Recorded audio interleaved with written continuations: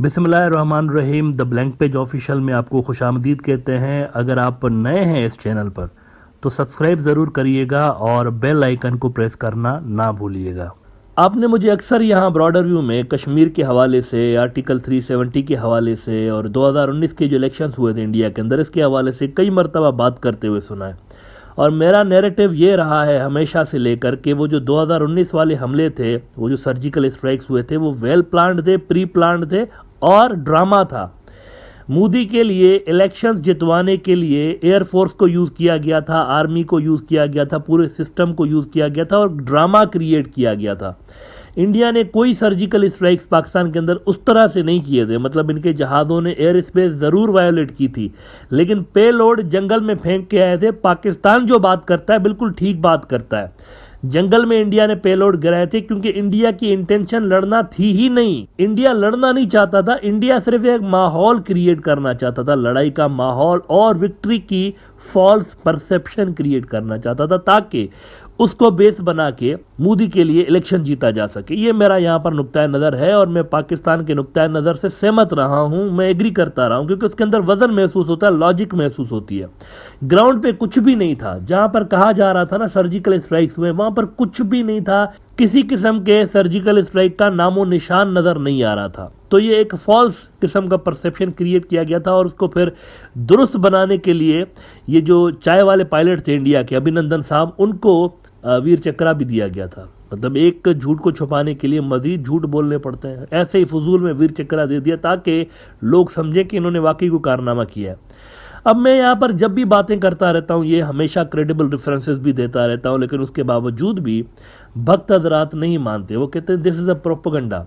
लेकिन अब एक बहुत बड़ा बॉम्ब शेल यूँ समझें कि ड्रॉप हो गया है और इंडिया के अंदर पिन ड्रॉप साइलेंस है। मोदी की जो मीडिया है ना, जिसको गोदी मीडिया बोलते हैं, वो इस पे बात नहीं कर रहे, लेकिन एक बहुत बड़ा खुलासा हुआ है, इंकशाफात हुए हैं चौंका देने वाले। मोदी ने कश्मीर के अंदर एक बंदे को गवर्नर लगाया था, सत्यपाल मलिक साहब को, और ये उन दिनों में गवर्नर ही था कश्मीर का। इसने करण थापड़ को इंटरव्यू दिया है। इंडिया के जबरदस्त जर्नलिस्टों में से एक है। मैं कहता रहता हूँ इंडिया में अब भी बड़े जबरदस्त जर्नलिस्ट है। मैं रवीश कुमार को पसंद करता हूँ, मैं करण थापड़ को पसंद करता हूँ। बरखा दत्त जबरदस्त किस्म की जर्नलिस्ट इंडिया में कोई माने ना माने बेहतरीन लोग आज भी मौजूद हैं जो कि अपने फील्ड में प्रोफेशनल है, माहिर है और कमाल की महारत रखते हैं और ऑनेस्ट भी हैं। तो करण थापड़ को इंटरव्यू देते हुए ये मलिक साहब ने चौंका देने वाले इंकशाफात किए हैं। उसने कहा कि ये जो गाड़ी थी ना, जो कि पुलवामा के हमले में RDX जिसके अंदर भरा हुआ था, ये पता नहीं कितने रोज तक फिरती रही, वहां पर कश्मीर के अंदर फिर रही थी। जगह जगह से जाहिर सी बात है इसने क्रॉस भी किया होगा, नाके भी लगे होंगे, उन नाकों को भी इन्होंने जो है वो क्रॉस किया होगा। अगर कोई कश्मीर से ये प्रोग्राम देख रहा है ना, वो जानता होगा कश्मीर में जगह जगह पे थोड़ा दूर चलेंगे फौज की चेक पोस्ट है, उससे क्रॉस करें, फिर थोड़ा आगे चलें, फिर फौज की चेक पोस्ट है। तो जगह जगह पे वहां पर आधी इंडियन फौज डिप्लॉयड है कश्मीर के अंदर। तो वो जानते हैं कि इस तरह पॉसिबल नहीं है जब तक आपको अंदर से कहीं से आपको हिमायत ना हो, अंदर से आपको फैसिलिटेशन ना हो ना, तो ये मुमकिन नहीं है कि आप RDX और बारूद से भरी हुई गाड़ी फहराते रहे कश्मीर के अंदर और आपको फौज ना पकड़े। ऐसा मुमकिन नहीं है, पुलिस या फौज आपको ना पकड़े, दिस इज नॉट पॉसिबल। इतनी कड़ी सिक्योरिटी रहती है कश्मीर के अंदर। ये जो वहाँ पर मुजाहिदीन हैं कश्मीर के, वो ऐसे ही कार्रवाइयाँ नहीं करते, उनको बड़ी मुश्किल होती है। यानी वो आसान नहीं होता इस तरह वहाँ पर लड़ाई करना कश्मीर के अंदर। जगह जगह पे वहाँ पर बैरियर्स बने हुए हैं और ये सारा। तो इस सब के बावजूद वो जो गाड़ी यूज़ हुई हमले में फिरती रही कई रोज तक। ये पहला साइन है कुछ ना कुछ हो रहा था। It was a false flag attack, deliberately create किया गया था ताकि वो जो फेक सर्जिकल स्ट्राइक थे उसका बहाना बनाया जाए। इसी का कहकर वो उन्होंने स्ट्राइक किए थे ना कि हम पुलवामा का बदला ले रहे हैं। मोदी ने यही कहा था ना, मैं पुलवामा का बदला लिया मैंने। तो असल में ये हमला डेलिबरेटली करवाया गया था ताकि एक मोटिव क्रिएट करवाया जा सके और इंडिया के ऊपर ब्लेम ना आए इंटरनेशनल कम्युनिटी में। तो इस गवर्नर साहब ने सारे कच्चे चिट्ठे खोल दिए और इसने कहा कि जब ये वाकयात हो गए तो मोदी ने मुझे कहा कि चुप करके बैठो, किसी को नहीं बताना। और अजीत डोवाल ने भी कहा चुप करके बैठ जाओ, तुम बात नहीं करनी इस पर ज्यादा। अब देखें, कहते हैं ना, सच को कितना भी रोकने की कोशिश करें एक दिन सच सामने आ ही जाता है। 4 साल के बाद सच सामने आ ही गया है पुलवामा हमले का। वायर इंडिया का बड़ा अखबार ये कह रहे हैं कि Modi silenced me on lapses leading to Pulwama, is ignorant on JNK, इसको कुछ पता नहीं कश्मीर के बारे में. Is ignorant on JNK, has no problem with corruption. In an explosive interview to Karan Thapar for The Wire, Satyapal Malik, the Modi government's former Jammu and Kashmir governor, paints a damning picture of the Prime Minister and his closest advisors. अच्छा, वो तो खैर corruption पे तो कभी मोदी का कोई वो रहा ही नहीं है. सबसे ज़्यादा करप्ट लोग तो बीजेपी के अंदर शामिल हैं. जब इनकी गवर्नमेंट कभी जाएगी ना फ्यूचर में, तो आप देखेंगे कि क्या क्या कारनामे बाहर निकलते हैं. अडानी तो छोटा सा स्कैंडल है, अडानी तो कुछ भी नहीं है. कोई दूसरी गवर्नमेंट फ्यूचर में आकर जब एहतसाब की अकाउंटेबिलिटी के इदारों को इनके पीछे लगाएगी ना, तो आप देखेंगे क्या क्या निकलता है बाहर. इस वक्त तो सूरत हाल ये है ना, अपोजिशन लीडर बात करता है अडानी के बारे में तो उसको निकाल देते हैं वहाँ से. आप देखिए, अडानी के बारे में बात करने पे अपोजिशन लीडर को निकाल दिया है वहाँ से, पार्लियामेंट से निकाल दिया. किधर रहो ही नहीं, पार्लियामेंट में होगा, बात करेगा, लोग उसकी बात सुनेंगे पार्लियामेंट में, दुनिया सुनेगी और मोदी एक्सपोज होगा, बीजेपी एक्सपोज होगी. बहुत बड़े बड़े स्कैंडल है. बहरहाल द वायर मजीद लिखता है इस गवर्नर के बारे में कि more importantly he said all of these lapses were raised by him directly when Modi called him from outside Corbett Park shortly after the Pulwama attack.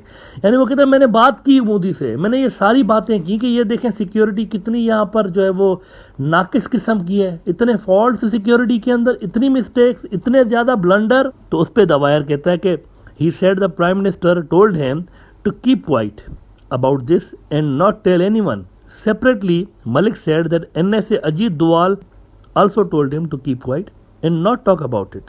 Malik said he immediately realized that the intention was to put the blame on Pakistan and drive electoral benefit for the government and the BJP. तो नाजरीन, ये हो रहा है वहाँ पर India की public के साथ दिन दहाड़े इतने बड़े झूठ, इतनी बड़ी वारदातें हो रही हैं और भक्त हजरात खुशी से नाच नाच के इसको बाय भी कर रहे हैं. मोदी है तो मुमकिन है, मोदी है तो मोदी जैसा कोई नहीं, मोदी साहब जैसा तो प्राइम मिनिस्टर हमारी हिस्ट्री में पहले कहाँ थे आप?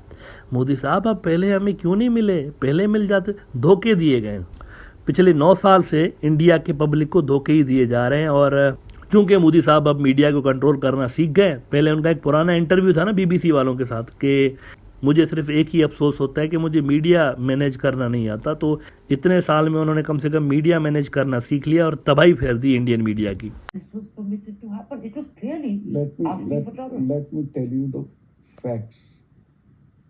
CRPF people asked for aircraft to ferry their people because इतना बड़ा कॉन्वॉय कभी रोड से नहीं जाता. आपसे पूछा था? नहीं, आपसे मेरे से नहीं, जो जिससे कंसर्न थे होम मिनिस्ट्री से पूछा, राजनाथ जी के यहाँ. They refuse to give. अगर मेरे से पूछते तो मैं एयरक्राफ्ट देता उनको, कैसे भी देता. 5 एयरक्राफ्ट की जरूरत थी सिर्फ, उनको एयरक्राफ्ट नहीं दिया गया. ये इंपॉर्टेंट चीज कह रहे हैं. होम मिनिस्ट्री से इजाजत मांगी एयरक्राफ्ट के लिए and home ministry refuse to give. Yes, and I told it to the prime minister same evening कि ये हमारी गलती से हुआ है, अगर हम एयरक्राफ्ट दे देते तो ये नहीं होता. तो उन्होंने मुझे कहा कि तुम अभी चुप रहो. मतलब प्राइम मिनिस्टर ने कहा कि हमारी गलती के बारे में, मैंने उनको कहा कि ये हमारी गलती है और उन्होंने कहा और मैं ये बोल भी चुका था 1-2 चैनल को या इसको. तो उन्होंने कहा ये सब मत बोलो, ये कोई और चीज है, वो हमें बोलने दो. मैं ठीक है.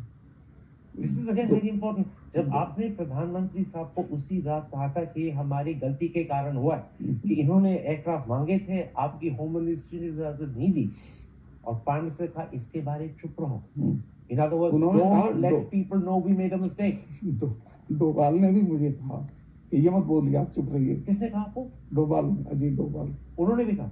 वो मेरे क्लास फेलो रहे हैं तो मेरे से कुछ भी बात कर सकते थे और उनका सब कहा ये मत कहो. So what you are saying, मुझे लग गया था, मैं आपसे शेयर कर सकता हूँ, मुझे लग गया था कि अब ये सारा ऑनर्स पाकिस्तान की तरफ जाना है तो चुप रहिए. मतलब ये एक तरह की सरकार की चालू पॉलिसी थी कि blame Pakistan and we will get credit and it will help our election. Exactly. But you said 2 very important things.